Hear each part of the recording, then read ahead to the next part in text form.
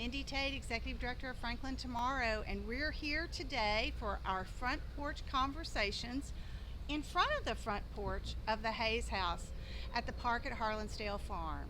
If you haven't been to the park at Harlinsdale Farm on Franklin Road, you've missed 200 acres of nature's beauty in the heart of Franklin. But today we've got with us Clay Harlin and Miss Judy Hayes, and we're going to talk about this property and this house and the restoration effort that's underway to make sure that we don't lose this gem here, and it certainly is a gem. But first, it'd probably be good to give some context as to why this place matters to both of you. So, Clay, why does this place matter to you? Well, it was my grandfather's farm that he and his great uncle Alec, his brother, purchased over time here in Franklin. And then after that, though, more importantly, it was my father's home place. And my dad had a deep love for this farm and taught me the same. I caught the disease early.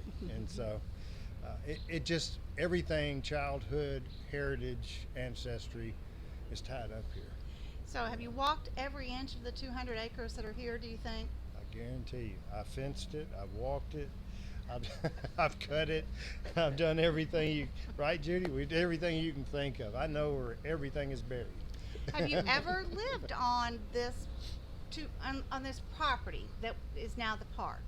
Well, cognitively, I'd say no, but that house up there on top of the hill used to be part of the farm, and my parents raised their first two children there, and then I was born in 1953 and lived there just a little while. I have Judy's mother-in-law to confirm that, because she would babysit me. They dropped me off here, and she would tell all the bad stories about me as a little baby. So she loved you. she did.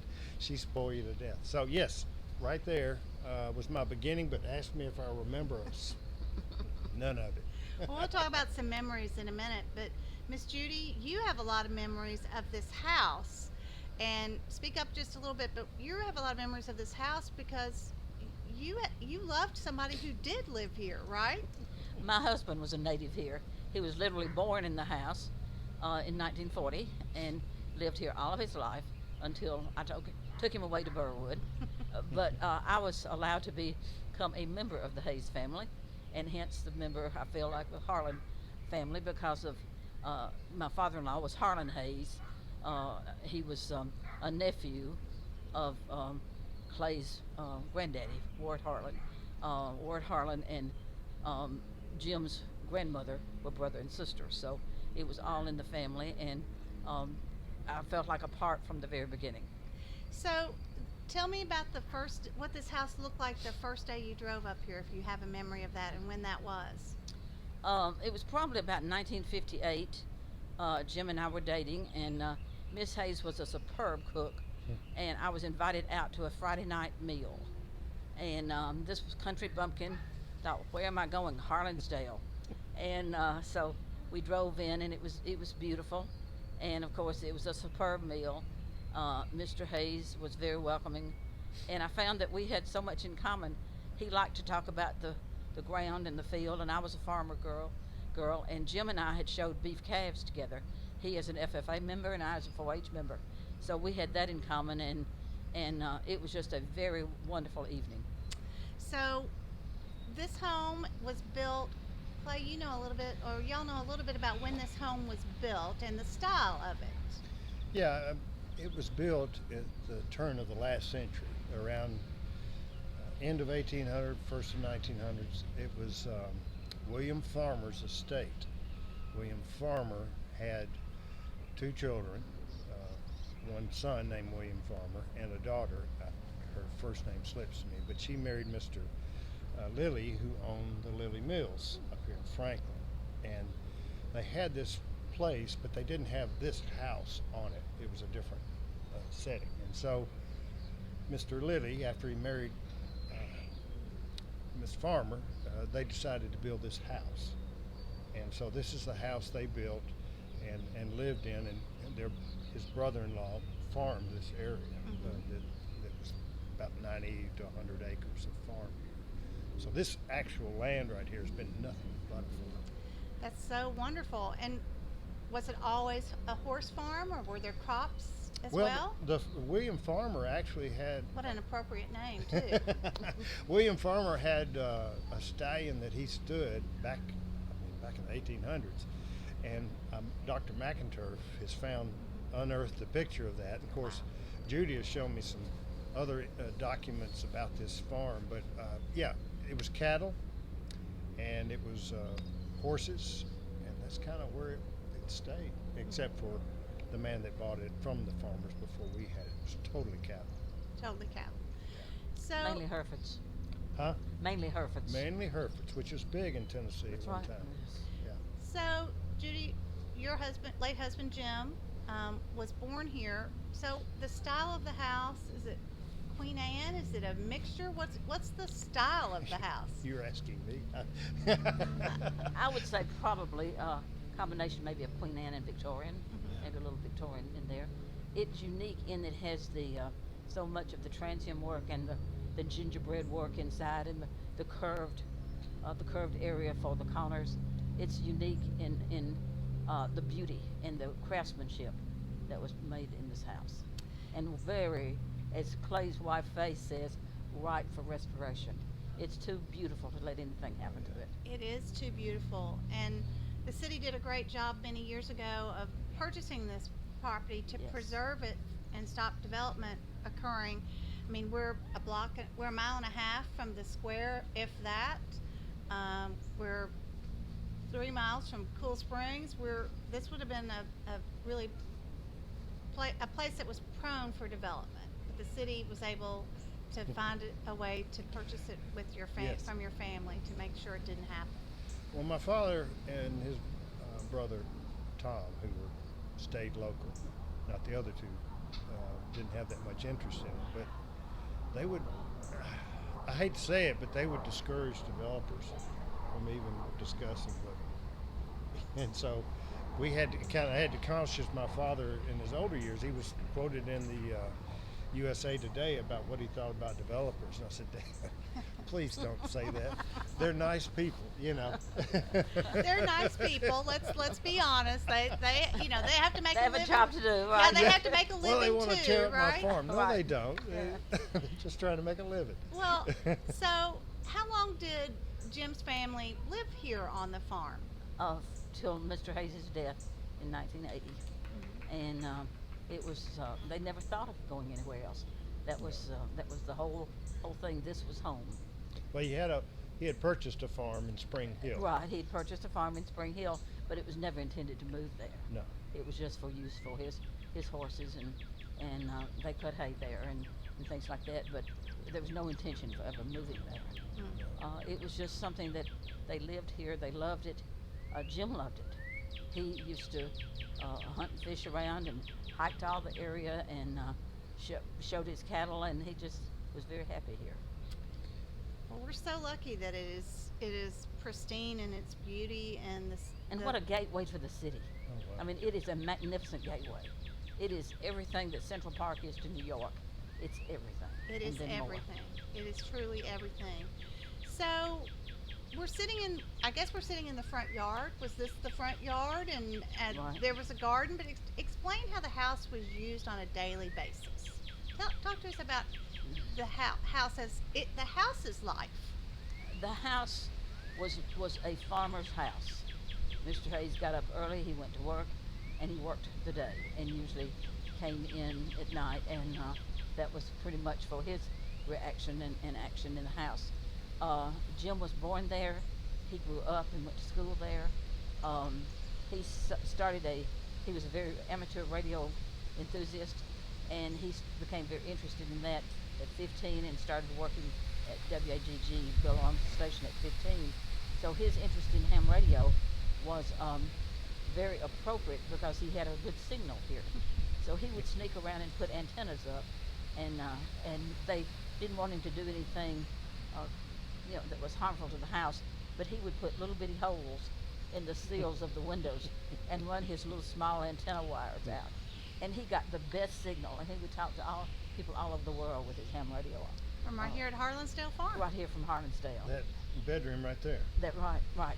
And I have retained one of his first radios, and a couple of his mics and things of the early ones to put back in if the city would so like to when it's redone, because I think that was part of the lifestyle.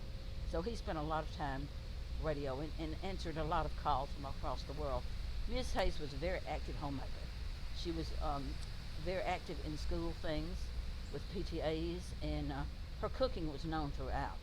She cooked everything and provided everything. A worker would come and she'd provide food. She'd take food over to the men working at the farm. They just knew her as being a good cook, and wherever she was, there was food around. We always look forward to seeing You her. did, and she looked forward to y'all coming because that was what she delighted in so much. She and Julia, who was the wife of Philip Shirley, did work here from the garden. They would even, when it was hog killing time, they would even season and stuff their sausages in the long stockings of the sausage, the sacks, and they would put up all kinds of garden products. And that 'Cause was the- right back here. They That had was back there. a smokehouse. Right. It's no Right. longer there. After Jim and I married, we were living, believe it or not, on $10 a week food, and so everything I could find, I got free, and so I would come over here and pick vegetables, and we would pick Julia and I So would pick. was there a garden? vegetables. Where was There the was garden? a garden right back over Right in back there, here. real good garden, and so we'd pick beans and go in, and Miss Hayes would help us shell them, and we'd cook the beans and go on home. But it was a very active farm life, and they really she worked hard. She did a lot of knitting and working with her hands, crocheting. She made beautiful knit dresses, Wow. and I was a benefactor of several. Unfortunately, I never thought that I had the body for a knit dress, so I was never comfortable in wearing knit dresses. But one funny one that I'll tell, she gave me one that she insisted I wear to the celebration. So I wore it to the celebration, and we were all there, and it was a night, it was pouring down rain, just literally pouring rain, and you were not allowed to have umbrellas at the celebration. No. Walking horse celebration in Shelbyville. So we just sat there in our seat, just drenched, and then we made our way back to the car. Well, the more I walked, the longer the dress got. Oh, wow. So it started out just normal dress length. By the time I got to the car, it was all the way down to the ground. It was more than a T length. It was an evening dress. Oh, that's Well, it was Oh. it was so funny. She was incensed, but secretly I was very happy because I never did have to wear that dress again. that is great. That is great. That is And great. she even carried her food, was such a delicacy. She would even carry it in picnic baskets to the celebration and share it. Wow.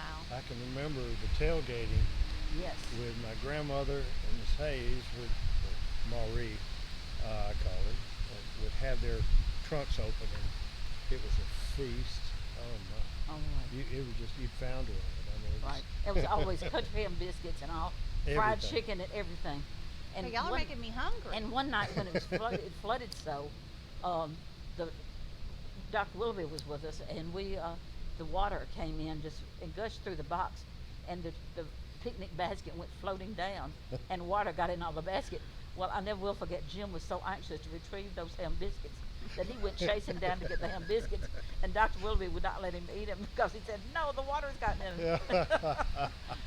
Oh, that is That's great. good. That is great. Don't blame So this property has a certain place in Tennessee history, and we talk about the celebration, which is the walking horse celebration in Shelbyville, but this property is really at the cradle It of the is. walking horse industry of Tennessee. So give us a little history Okay. lesson. Both of you, I'm sure, can do that.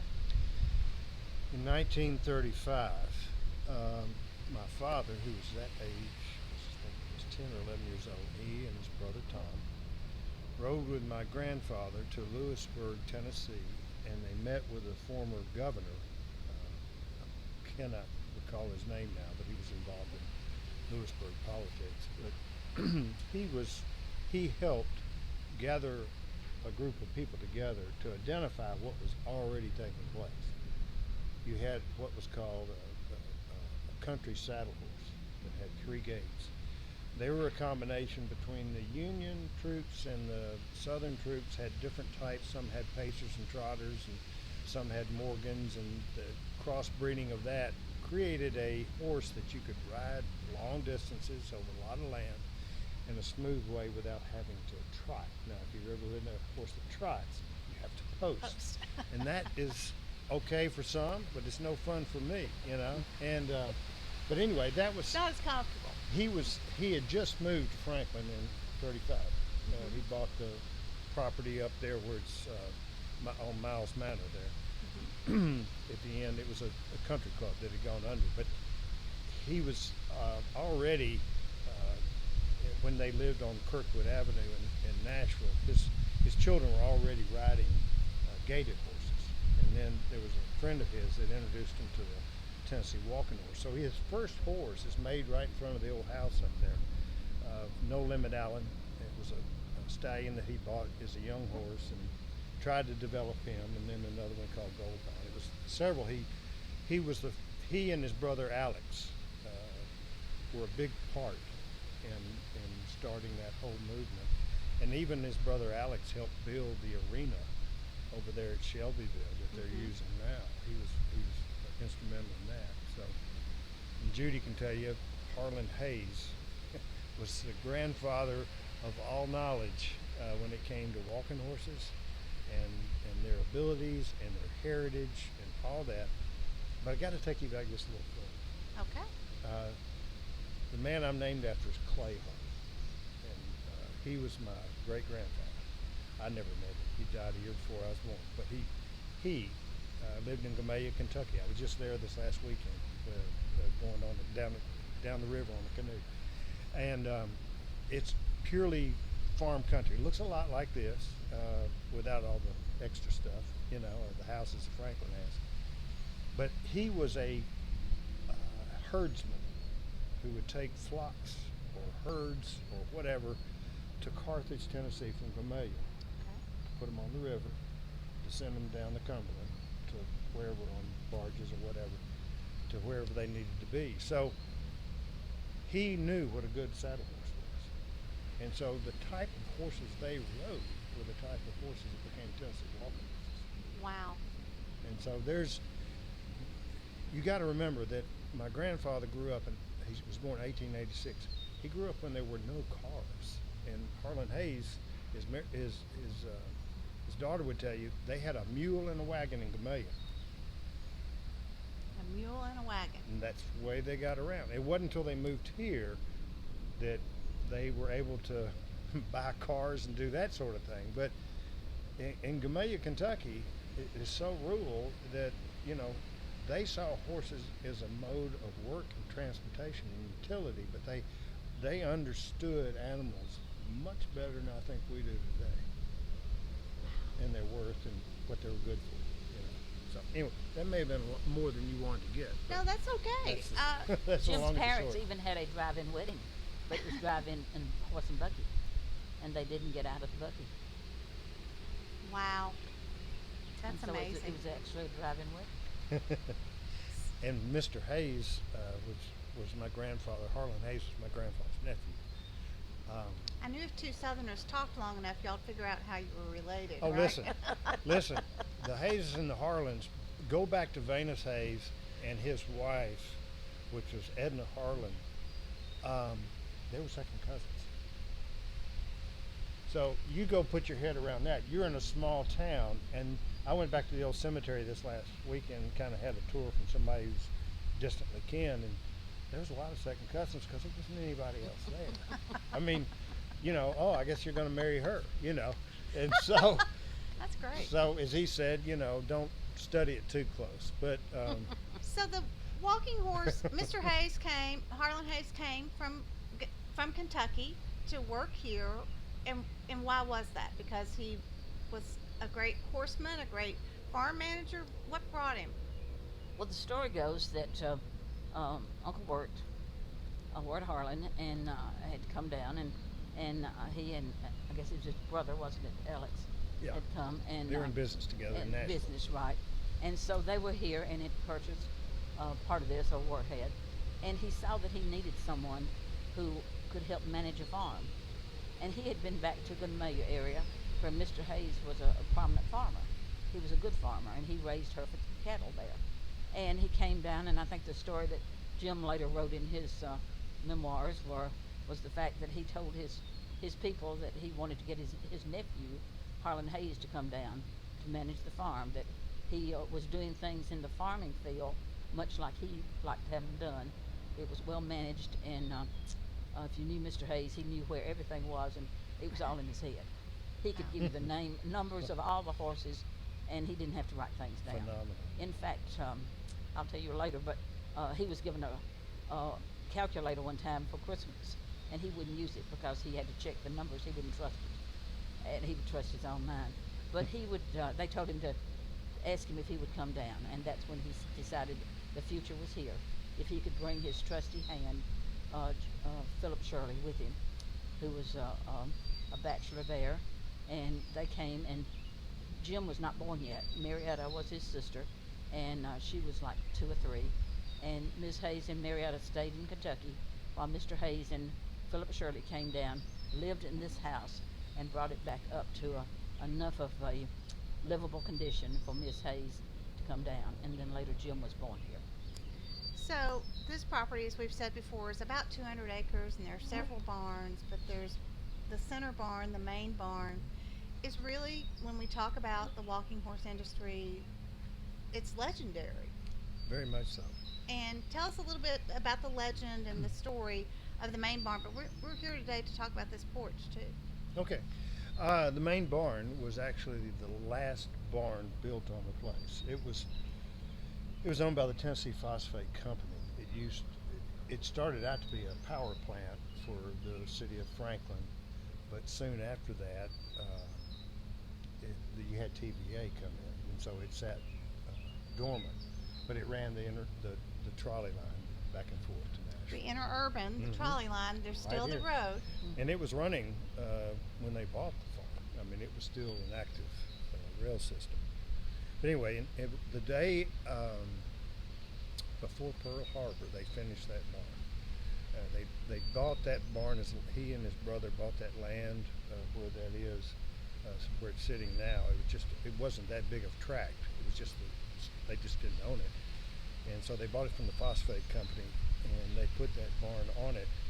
But it is built like a lot of your barns you see up in Kentucky, the horse barns, and it has a high vaulted ceiling because then hay was loose. You know, you put it in barns loose, and so you had to have, like the barns back here, you had to have high vaulted ceilings to get the airflow through there. So there were windows at the top. They weren't used much anymore, but they would open up, and the ventilation was great. And it sits perfectly east and west, north and south, and the wind always blows through there, and so it's very nice. But the thing that makes it famous is the people and the horses, and that was Midnight Sun, who about 2 years after they built that barn became a permanent resident here, and Red Laws, who took care of him And never left. and never left. Lived And here till Red he died. Laws, he was his trainer, and he was his His groom and groomer. handler, but And best friend. and best friend. They were inseparable. And stallions are funny. They have to have a sense of consistency, and you move a stallion too many times, as Mr. Hayes would say, you destroy him. They kind of get one locale, and you best off leave them there. I don't know what that is in nature, but it's just something about him. But he was his caretaker, and he did a wonderful job taking care of him. And he lived only a short time after, just a matter of months after Midnight Sun died. and Midnight Sun has never left this farm. No, No, correct? he's still here. never He's will, still here. hopefully. Yeah. And he will never leave this farm. So Friends of Franklin Parks has kind of really focused on this property for a number of years, Yeah. and We're very appreciative. great things have happened, and that the city made a wonderful investment in purchasing the property, and now Friends of Franklin Parks is in partnership to make sure that what is here isn't lost, because we can't we can't build anything else on this property Mm. under the agreement. So the barn is a funded project in partnership with between the city and Friends of Franklin Parks. But this house, it's too beautiful for something to happen to it. So what's going on right now? What are you working on to see this stay? Well, we're not only working on it, we're heavily invested, aren't we? We are. Thanks to Dr. McInturf, he shamed us and guilted us till we came up with the mutt dog. That's why Monty didn't want We to love come here. Mon- That's why Monty didn't want to come here He today, didn't want- right? He was No, afraid we y'all- love Monty. y'all- He's- I know. Oh, He is a stem winder and a salesman, and Judy had him in school. I taught him.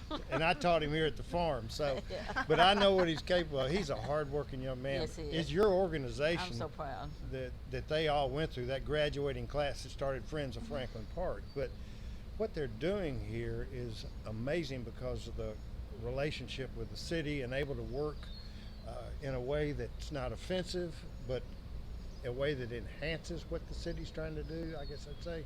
A team. The team, but we've got the barn funds ready to go, and the city does too, and that's just working itself out right now. But this house is really the center point for a lot of people that come out here. They see that barn, but they see this house. It's stunning. You know, we're sitting here in this shade, and oh wow, it's just in the setting. Can you imagine all the events that you could have here? Not just musical or weddings, but I'm thinking my mother had an art studio here with a group of ladies, and just you'd see them all out here with their canvases and just having the greatest time. But I see art, I see music, I see teaching, I see things for underprivileged kids. I just see so many things, Right. 4-H and all those things that we've seen through the years. It just screams Southern hospitality. It does. It really does, with the porch and the trees and the beautiful manicured yard and lawn. It says, I'm ripe for the restoration. And we're believing that it's the thing to do. The city has been wonderful in stabilizing the outside with the roofing and making sure further deterioration didn't happen.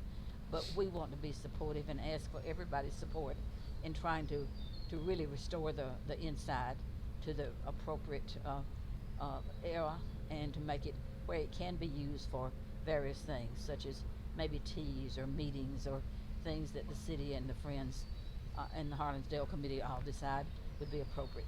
There's such a variety of things, and this community has a need for such locations. But just to have the beauty and the Southern hospitality, and it's sort of the mother of this area right in here, of the mother building, and I think it sort of would sort of look over the farm and say, I'm okay with this. This is great. I'm proud. Well, we're having a front porch conversation here today, and just think of all the conversations that have occurred on that porch, and the parties and the lunches that were held on this lawn, and the future of seeing that come back. It's another aspect of Harlinsdale's past and its future. Many of the DeMayo relatives would come down to see the Hayeses, and they did enjoy having the meals and sitting out on the porch. Particularly the men would go to the porch and the women would go to the parlor, and they would have their evenings, because the men wanted to smoke their cigars, so Right. they would come out to the porch. But it does have a lot of hospitality, has a lot of memories, and it's just a beautiful thing to restore, a beautiful thing to have. And you all have, the plan is to make it affordable for people to support. I will admit, I have bought a square foot. Good. Thank you very much. And that was $250 and very reasonable and tax deductible gift. So how can people get involved, and how can they support the restoration of the Hayes house? Well, Friends of Franklin Parks can receive your donation right now. I mean, we have it on the website.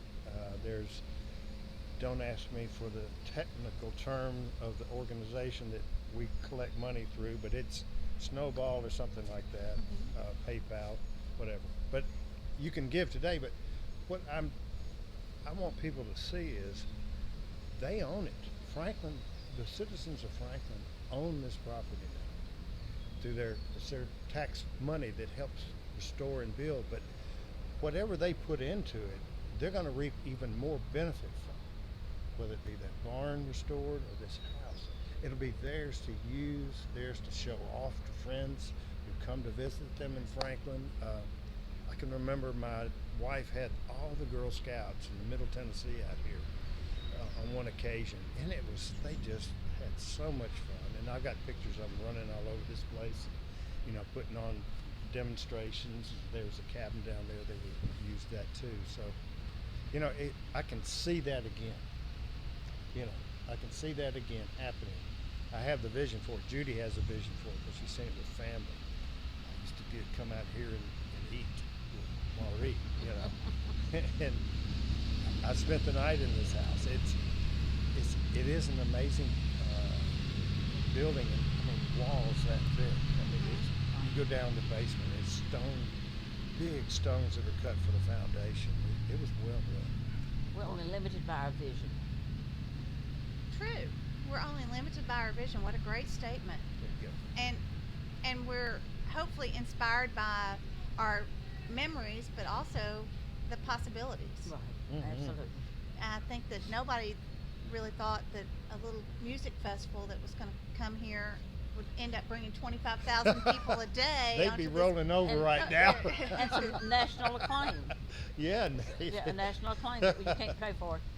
We're very blessed, Yes, we are. and we're very thankful, especially the Harlin family for making it available, but for the city of Franklin for seeing the wisdom in preserving some of the really most beautiful land in Williamson County and Yeah. making it useful to their constituency.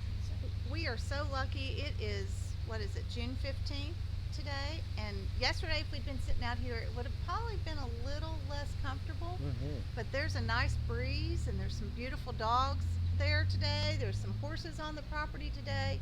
It does feel like we've stepped back in time a little bit. It does. If we had a little hay to pick up today, we really would step back in time. You know, and Yeah. that sort of says there was always life going on here. Always. And right now you see life going on. It's putting the life back in the land. And I really think that's wonderful, what is being done.